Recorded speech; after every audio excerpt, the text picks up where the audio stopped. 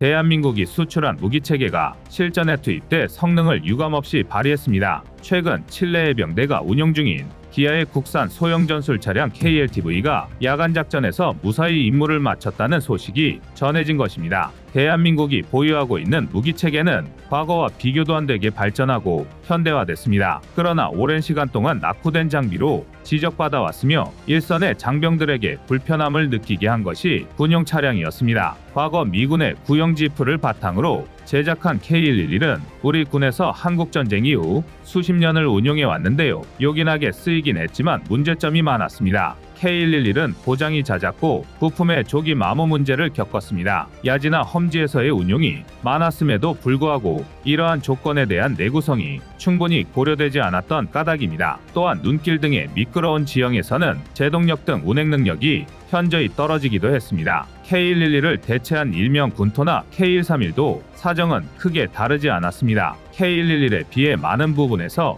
개선이 이뤄지기는 했으나 적재 용량이 부족했고 야외 작전 중 신속한 수리와 부품 교체가 어려웠습니다. K111과 K131의 가장 큰 문제는 역시 내구성과 방어력이었습니다. 방탄 기능이 전혀 없었기에 이 두 차량은 만약 전시에 적의 공격을 받는다면 탑승한 병력의 안전을 장담할 수가 없었습니다. 이후 내구성이 강하고 다양한 환경과 임무에 적합한 한국형 소형 전술 차량이 개발되어 우리 군에 배치 중이며 수출에서도 적지 않은 성과를 내고 있습니다. 그래서 준비했습니다. 오늘은 국내와 해외에서 활약하고 있는 대한민국의 소형 전술 차량에 대해 알아보겠습니다. 지금 보시는 영상이 마음에 드셨다면 지인들의 카톡으로 공유해주세요. 여러분의 구독과 좋아요는 꺼리튜브 영상 제작에 많은 힘이 됩니다. 흔히 지상전에서 중요한 무기체계를 꼽으라면 전차나 자주포 혹은 다연장 로켓 등의 화력투사 시스템을 생각하실 텐데요. 그 못지않게 중요한 게 차량입니다. 과거와 달리 지상군 병력은 도보와 행군이 아니라 신속하고 안전하게 이동할 수 있는 차량이 필수적입니다. 현대전에서 차량화 보병의 중요성은 다음과 같은 측면에서 이해할 수 있습니다. 차량화 보병은 전장의 다양한 위치로 신속하게 이동할 수 있으며 이는 빠른 대응, 전술적 유연성의 증가, 그리고 전장에서의 우위를 확보하는 데 기여합니다. 생존성의 증가도 차량화 보병이 필요한 이유입니다. 방어력을 갖춘 차량은 적의 화기로부터 병사들을 보호할 수 있어서 생존율을 높이고 전투 중에 효과적으로 임무를 수행할 수 있는 능력을 높여줍니다. 또한 기관총, 대전차 미사일을 장착할 수 있는 차량은 보병부대의 화력을 크게 증강시키며 병력과 장비의 후송 보급에도 지대한 영향을 끼칩니다. 현대전장의 불확실성과 다양성 속에서 기동력과 방어력을 겸비한 소형 전술 차량의 역할은 점점 더 중요해지고 있으며 이러한 차량은 전장에서의 생존성, 유연성, 그리고 작전 수행 능력을 극대화하는 데 핵심적인 요소입니다. 한국은 그동안 구시대의 유물이나 다름없는 K111과 K131을 운용하며 전력 향상에 많은 차질을 빚어왔으나 KLTV가 등장하면서 소형 전술 차량에 대한 아쉬움을 접을 수 있게 됐습니다. KLTV는 우리 군뿐만 아니라 해외에서도 활약을 하고 있는데요. 칠레는 2022년 12월부터 아라우코와 비오비오 지역에서 활동하는 대테러 부대에 KLTV-182를 보급해 운용해 왔습니다. 칠레는 1980년대부터 한국에 소형 전술 차량을 도입해서 운용하고 있었는데요. 칠레 해병대가 KLTV-182를 도입한 배경에는 테러 공격으로부터 병력들을 보호하기 위한 목적이 큽니다. 기존에 운용하던 K131은 적의 소총 공격 등 방어에 취약했기 때문입니다. 그런데 최근 칠레 해병대는 발파라이소 등 4개 지자체에서 발생한 대형 화재에 대응하고 공공안전, 질서 확립의 임무를 수행하기 위해 KLTV-182를 투입했고 무사히 임무를 마쳤다고 합니다. KLTV-181 모델은 225마력의 3.0 디젤 엔진을 탑재하고 있으며 8단 자동 변속기와 2단 트랜스퍼 케이스를 기반으로 한 사륜구동 시스템을 갖추고 있습니다. 최고 속도는 130km/h이며 최대 주행거리는 약 640km입니다. 그리고 760mm 높이의 웅덩이를 통과할 수 있고 최대 60%의 경사를 극복할 수 있는 능력을 지니고 있습니다. 병력 운송 및 각종 무기 운반이 가능한 적재함을 장착하고 있으며 차량 지붕에는 기관총을 거치할 수 있는 공간과 보호 덮개가 있습니다. KLTV와 같은 현대적인 소형 전술 차량은 군사 작전 및 다양한 지원 임무에 필수적인 역할을 하는데요. 첨단 기술과 혁신을 통해 기능이 지속적으로 향상되고 있습니다. 개선된 방호 기능, 하이브리드 및 전기 추진 시스템, 첨단 통신 및 감시 장비 등을 탑재하여 작전 수행 능력을 극대화합니다. 또한 현대전의 추세에 맞춰 네트워크 중심의 전장 환경에 통합될 수 있도록 설계되고 있으며 빠르게 변화하는 전장 상황에 대응하는 데 중요한 역할을 합니다. 하지만 현대전뿐 아니라 소형 전술 차량은 과거 전장에서도 뛰어난 활약을 펼쳐왔습니다. 제2차 세계대전 초기에 영국의 특수부대 SAS는 북아프리카에서 독일과 이탈리아의 기지를 공격하는 작전을 주로 수행했습니다. 특수부대답게 기습과 기동성에 중점을 두었는데요. 소규모의 정예부대로 적의 후방을 공격하고 혼란을 일으키는데 혁혁한 전과를 세웠습니다. SAS가 이런 작전을 성공시킬 수 있었던 주요 원인 중 하나는 소형 전술 차량이었습니다. SAS 부대원들은 기관총과 다른 무기들을 장착한 지프를 사용하여 빠르게 이동했으며 이는 사막 지형에서의 기동성을 극대화하는데 매우 효과적이었습니다. SAS의 지프들은 빠른 속도로 이동할 수 있을 뿐만 아니라 공격 시에는 강력한 화력을 제공했습니다. 2차 세계대전 종전 후에도 SAS는 소형 전술 차량을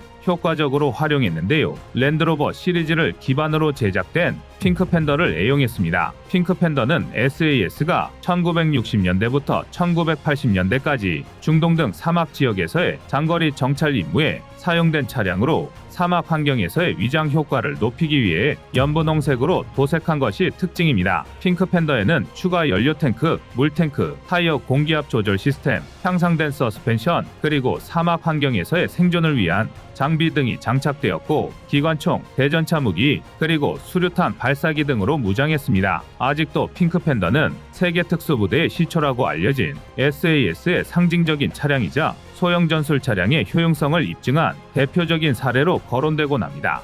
소형 전술 차량의 역사는 제1차 세계대전으로까지 거슬러 올라가는데요. 이 당시에는 전술적 기동성보다는 물류 지원에 더 중점을 둔 경향이 있었습니다. 제2차 세계대전부터 소형 전술 차량의 사용과 발전에 있어 중요한 전환점이 되었고 이때 탄생한 것이 소형 전술 차량의 대명사격인 미군의 지프입니다. 지프는 뛰어난 기동성과 다목적성을 과시하며 정찰, 인원 및 물자 운송, 심지어 경전투 임무에도 사용되었습니다. 지프는 후대의 소형 전술 차량에 엄청난 영향을 끼쳤으며 영국의 랜드로버와 소련의 GAG-64, 67도 지프의 영향으로 개발된 것으로 알려져 있습니다. 소형 전술 차량의 외관을 보면 민수용으로 운행되는 SUV를 연상시키는데요. 군용으로 개발된 소형 전술 차량의 디자인과 성능을 민수용 차량에 채택했기 때문입니다. 비슷해 보이긴 해도 소형 전술 차량과 SUV에는 확연한 차이가 있습니다. 군용과 민수용이니 당연히 내구성이나 견고함에서 비교가 되지 않으며 무엇보다 가장 큰 차이라면 역시 방호력입니다. 소형 전술 차량은 적의 공격으로부터 탑승 인원을 보호하기 위해 장갑이나 방탄 기능을 갖추고 있지만 민수용 차량은 사고 발생 시 승객 보호를 위한 안전 기능에 중점을 둡니다. 소형 전술 차량은 민수용 차량과는 달리 무기를 탑재하는 것도 가능하며 전장에서의 통신과 작전 효율성을 위해 고급 통신 및 전자 장비를 탑재할 수 있습니다. 민수용 차량도 기본적인 통신 수단과 내비게이션 시스템을 갖추고 있지만 군사용인 소형 전술 차량처럼 복잡하거나 고급 기능은 아닙니다. 유지보수 측면에서도 소형 전술 차량과 민수용 차량은 구분이 됩니다. 소형 전술 차량은 전장에서 임무 수행 중 차량의 가용성을 최대화하기 위해 신속한 수리를 가능하도록 설계되어 있습니다. 이런 특징을 가지고 있는 대표적인 소형 전술 차량은 미군의 험비입니다. 험비는 가장 유명한 소형 전술 차량인데요. 뛰어난 기동성과 다목적성을 갖추고 있으며 병력과 장비 운송, 경장갑 차량, 구급차, 그리고 지휘 통제 차량 등 다양한 변형 모델을 가지고 있습니다. 오랫동안 미군에서 운용된 험비는 수많은 실전을 통해 그 성능을 입증하며 소형 전술 차량의 대표격이자 세계 최고의 소형 전술 차량으로 일컬어져 왔습니다. 그러나 대한민국의 KLTV도 험비 못지않으며 전체적인 성능에서는 오히려 험비를 뛰어넘는다는 평가를 받고 있습니다. KLTV는 험비처럼 다양한 파생형을 가지고 있는데요. 원형이 되는 차량은 K151 현마입니다. K151은 최대 8명이 탑승할 수 있으며 K16 중기관총과 K6 중기관총 등의 무장을 탑재할 수 있습니다. 60%의 등판 능력과 소하천을 건널 수 있는 도섭 능력을 갖추고 있으며 특수 럼플렛 타이어를 채택하고 있어 타이어가 손상돼도 1시간 동안 시속 48km로 주행하는 것이 가능합니다. 그동안의 한국 군용 차량에서는 보기 힘들었던 에어컨은 물론 내비게이션과 후방 카메라도 설치되어 있습니다. 성능 면에서 험비와 대동소이하거나 오히려 뛰어나다는 평가가 대부분입니다. 일단 출력에서부터 차이가 나는데요. 험비의 출력이 190마력인데 비해 K151은 225마력을 자랑합니다. 가격에서는 험비보다 월등한 장점을 가지고 있습니다. 험비의 대당 가격은 2억 5천만 원이지만 K151은 1억 2천만 원에서 1억 5천만 원에 불과합니다. 이런 장점 때문에 K151은 앞서 언급한 칠레를 비롯해 필리핀, 말리, 나이지리아 등 다양한 국가에 수출되며 이미 국제적으로도 신뢰도가 높습니다. 지난해에는 폴란드와도 무려 400대 수출 계약을 체결했는데요. 금액으로는 약 4천억 원 정도의 규모입니다. K151을 기반으로 생산된 KLTV는 폴란드가 기존에 운용하던 폰커를 대체할 예정이며 폴란드 방산기업 PGG의 자회사인 로소막이 수년간 차체 생산 기술 이전을 받은 후 폴란드에서 현지 생산을 할 계획입니다. 대만은 KLTV의 영향을 받은 나라 중에 하나라고 할 수 있습니다. 원래는 미국 50코 시사에 JLTV를 도입하려 했으나 대당 가격이 약 35만 달러로 비싸고 큰 차체 때문에 대만의 현지 전술 환경에 부적합하다고 판단했습니다. 이에 따라 한국의 KLTV를 벤치마킹하여 자체 개발하기로 결정했습니다. 대만군 관계자는 대만이 자체 제작한 소형 전술 차량의 콘셉트가 기아차의 KLTV와 상당히 흡사하다고 밝혔는데요. 이러한 결정은 대만이 중국과의 군사적 위험을 의식하고 국방비를 증액하는 가운데 한국의 우수한 무기 체계를 본따서 군사력을 강화하려는 차원에서 내려진 것이라고 할 수 있습니다. 대한민국은 육군 전력이 강력한 나라로 정평이 나 있지만 육군의 근간인 보병들은 아직도 행군으로 이동을 하는 경우가 많습니다. 유사시를 대비해 장거리 행군 훈련을 하는 것도 타당하기는 하지만 전장의 환경이 달라진 만큼 차량화 보병의 완성이 빠르게 이루어져야 할 것 같습니다. 여러분의 구독과 좋아요가 꺼리튜브 운영에 많은 힘이 됩니다. 많은 예비역 군인들은 두돈반과 5돈 트럭에 대한 아주 고통스러운 기억들을 가지고 있습니다. 핸들의 조향각이 작아서 일반 차량보다 차를 크게 돌려야 하는 데다 에어컨이 없어서 한여름에는 땀을 뻘뻘 흘리고 또 한겨울에는 추위에 벌벌 떨어야 합니다. 오래된 차량답게 고장 역시 작고 관리가 아주 까다로운 건 덤이었는데요. 그런데 이제 두돈반은 옛 추억만으로 남게 됐습니다. K511, K711 등 국군의 군용 트럭들이 새로운 차량으로 전부 교체될 예정이기 때문입니다. 육군은 기아자동차와 계약해 2019년부터 177억 원의 예산을 투입해 중형 표준 차량의 표준 플랫폼을 개발하고 2024년부터 생산 및 배치를 목표로 하고 있습니다. 예상 생산량은 최대 14,000대로 현재까지 군이 보유하고 있는 두돈반 1만여 대를 전부 교체하고도 남는 물량입니다. 이 정도 수량이면 동시에 물자 3만 톤 혹은 병사 25만 명을 한 번에 이동할 수 있는 물량의 트럭을 교체하는 역대급 규모인데요. 그런데 의아한 것이 장비를 아끼다 못해 사골처럼 우려먹던 국군이 왜 갑자기 신형 트럭 교체 사업을 진행하고 있는 것일까요? 그 이유는 병역 자원 감소 때문입니다. 지속적으로 문제되고 있는 인구저하에 따른 병력 부족을 부족 개편과 장비 최신화로 극복하기 위해 신형 트럭을 도입하는 것입니다. 두돈반 60 트럭으로 불리는 2.5톤 트럭은 1945년 해방 이후 일명 재무시로 불리는 GMC의 G508 2.5톤 트럭을 도입한 것이 그 시작입니다. 1960년대에는 재무시와 도요타에서 만든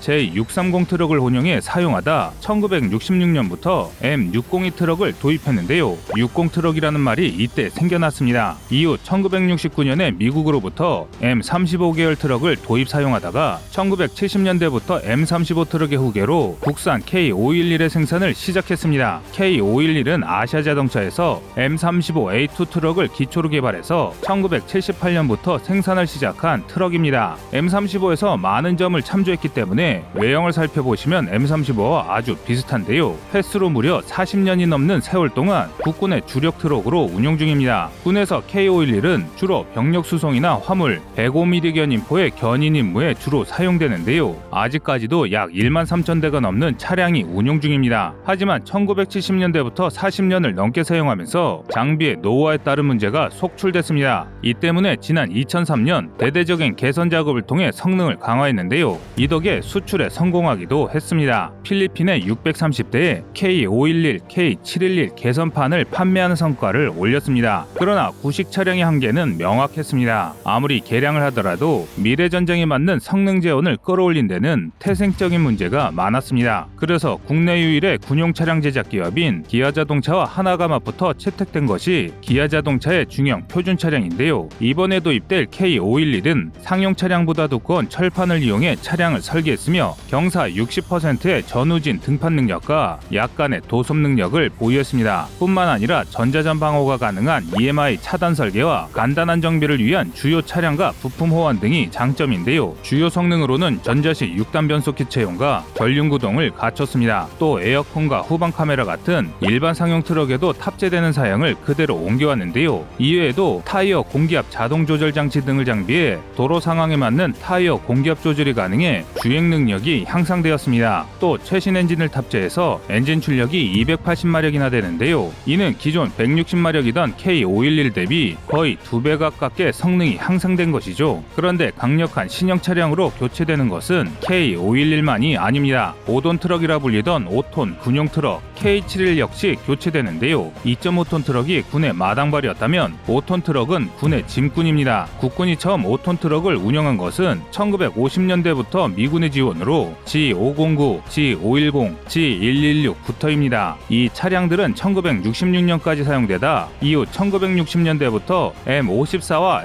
M809로 교체됐습니다. 지금 군이 사용하는 K711은 K511처럼 1970년대 이 트럭을 기반으로 만들어졌는데요. 5톤 트럭은 주로 포병이나 공병부대에서 많이 사용 중입니다. 포병에서는 155mm 견인포의 견인과 155mm 포탄의 탄약과 장약을 적재하는 탄약차로 많이 운영하고 공병에서는 파생형인 K713 덤프트럭이나 K713 트랙터를 주력으로 사용하고 있는데요. 이 K711 역시 지난 2003년 개선 작업을 통해 기존보다 성능이 향상되었으며 전시 사용이라는 특수성을 고려해 요소수 없이도 운전이 가능하도록 했습니다. 이 덕에 지난 요소수 대란에서도 문제없이 사용할 수 있었는데요. 하지만 그래봤자 K711 역시 사용한 지 40년이 넘은 구닥다리입니다. 그래서 K711도 6x6 바퀴를 사용하는 5톤 트럭형 중형 표준 차량으로 교체됩니다. 5톤급 중형 표준 차량은 280마력 엔진을 사용하는 K711보다 훨씬 강력한 330마력 엔진을 사용해 기동성을 극대화했습니다. 뿐만 아니라 5톤 차량에는 장갑킷을 얹은 중형 전술 차량도 함께 개발했는데요. 중형 전술 차량은 소총탄에 대한 방어력을 제공할 수 있습니다. 또 원격 사격 통제체계인 RCWS를 탑재해서 기관총 사수의 생존성을 보장할 수 있습니다. 한 대 전술 차량에 후방좌석 14명, 운전석 4명 같이 총 18명이 탑승할 수 있는데요. 즉, 2대의 차량이면 한 개 소대를 탑승해서 이동할 수 있게 되는 것입니다. 이를 통해 우리 육군은 차량을 이용해 신속히 기동하는 완벽한 기계화 군대로 거듭납니다. 이렇게 되면 더 이상 발로 움직이는 행군에만 의존하는 군대가 아닌 것입니다. 하지만 일각에서는 중형 전술 차량 도입에 심각한 문제가 있다고 주장하고 있습니다. 각종 화기의 화력과 정확성이 크게 늘어난 현대전장에서 살아남기에는 생존성이 심각하게 떨어진다는 것인데요. 기관 총탄 이상의 탄이나 파편을 보호할 수도 없고 상부 장갑이 없이 노출되어 있어 포병의 사격을 맞으면 치명적일 것이라는 것이 그들의 의견입니다. 또 이런 차량으로 시가지를 이동하다 기습을 당하면 내부에 탑승한 인원이 전멸할 것이라고 주장하고 있는데요. 그래서 차라리 이런 전술 차량을 운용할 바에는 K808 같은 차륜형 장갑차를 더 생산하거나 러시아의 카마즈 타이푼과 같은 생존성이 높은 전술 차량을 별도로 개발해야 한다는 의견이 힘을 얻고 있습니다. 그러나 이는 하나는 알아도 둘은 모르는 생각입니다. K808이나 타이푼 같은 차량의 방어력이 좋은 것은 사실이나 두 장비와 중형 전술 차량의 개발 목적은 완전히 다릅니다. K808은 전방 지역의 야지에서 신속 전개나 수색 및 정찰 임무를 담당하고 타이푼은 중앙아시아 계열지에서 사용을 목적으로 한 차량입니다. 즉 K808과 타이푼은 직접 적과 교전을 상정하고 있는 차량이기 때문에 강한 방어력을 필요로 하게 된 차량입니다. 또 그만큼 비쌉니다. 현재 타이푼을 운용하는 러시아군도 전군을 타이푼으로 무장시키지는 못했습니다. 결정적으로 한국의 중형 전술 차량은 기본적으로 적과 직접적인 교전을 하는 차량이 아닙니다. 대량 생산을 통해 보병 전력의 기동성을 향상시키는 게 주목적이지 여기에 병사를 태워 적들과 교전을 목적으로 개발되는 차량이 아니란 것이죠. 즉 이 차량의 방어력은 도로에 상기한 파편이나 돌조각 등 전장에서 부상을 입힐 수 있는 자잘한 위협을 막아주거나 게릴라와 같은 경보병 가져오 시 소화기탄을 막아주는 정도면 충분하다는 것입니다. 오히려 전시의 포탄 등에 의해 도로가 파괴되어 도로에 구멍이 파이거나 각종 포탄 파편과 돌조각 등이 굴러다니는 상황에서 안정적으로 기동할 수 있는 기동성을 확보하는 것이 더 중요합니다. 이 때문에 중형 표준 차량은 전장에서 당연히 선봉에 나설 일도 없습니다.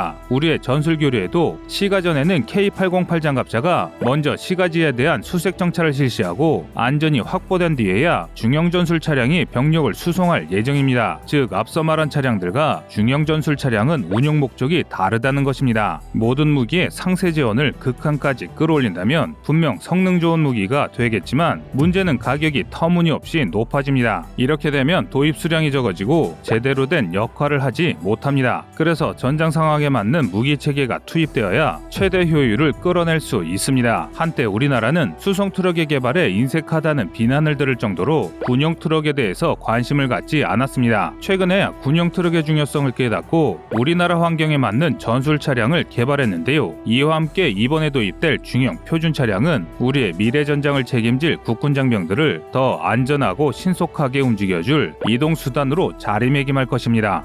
여러분의 생각은 어떠신가요? 시청자님의 의견을 댓글로 남겨주시기 바랍니다. 여러분의 좋은 의견이 좋은 영상을 만드는데 많은 힘이 됩니다. 이상 꺼리투브였습니다.